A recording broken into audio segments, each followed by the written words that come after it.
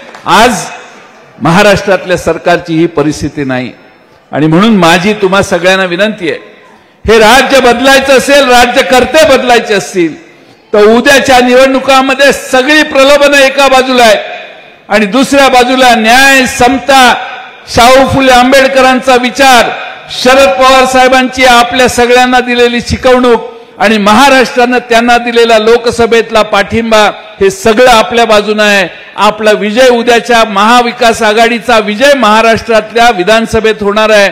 माझी स्वतःची महाराष्ट्रात अनेक ठिकाणी जाऊन आलोय, खात्री आहे 170 ते 175 जागा महाविकास आघाडीचा निवडून आल्याशिवाय राहणार हे त्यांनाही माहिती आहे. मग आता काय, 4 जण खडकवासल्यात इच्छुक आहेत का? मग दोघांना जरा हाताळा, काहीतरी द्या.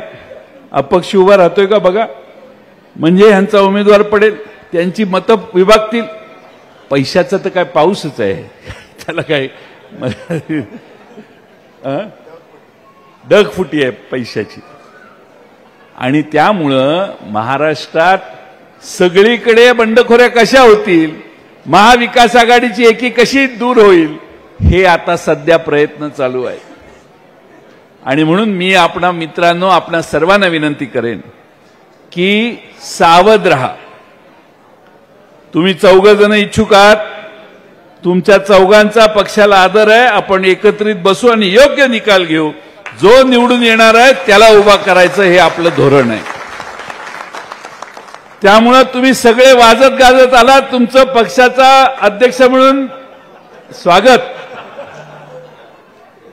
पण जे मेरिटनं होईल आणि मेरिट तपासायची व्यवस्था आहे ते मी तुम्हाला दाखवेन. असं काही नाही की मी म्हणून तेच मेरिट, असलं काय भानगड नाही. आपली ट्रान्सपरंट व्यवस्था आहे, ट्रान्सपरंट व्यवस्था आहे आणि तुम्ही म्हणाल ते दाखवू. आम्ही तुमच्या सगळ्यांना 4घांना समोर घेऊन बसून दाखवेन. पण काका चव्हाण साहेब, एवढी मोठी सभा आज बोलवली, सगळ्यांना बोलवलं, इच्छुकांना, सगळे कार्यकर्ते प्रमुख इथं आहेत. आता आपल्याला पक्ष संघटना इथं ठामपणानं उभा करायची. तुम्ही पक्ष संघटना बांधणीच्या कामाला लागा. निवडणुका या संघटनेच्या जीवावर आपण जिंकू शकू. ही जागा 100% आपली आहे. ही जागा आपणच लढवणार आहे आणि ही लढवत असताना महाविकास आघाडीचा कन्सेंट अजून मिळालेला नाही.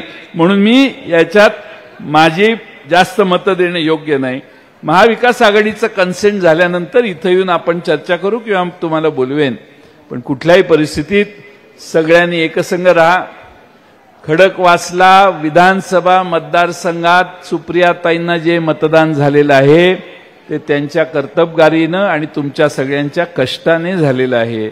आता पुढची परीक्षा पण खडकवासला मतदारसंघात काहीही झालं तरी इथली सीट आली पाहिजे, पडेल ती किंमत देऊन आपण सगळे एकसंघ राहू आणि ही सीट आणण्याचं काम करू.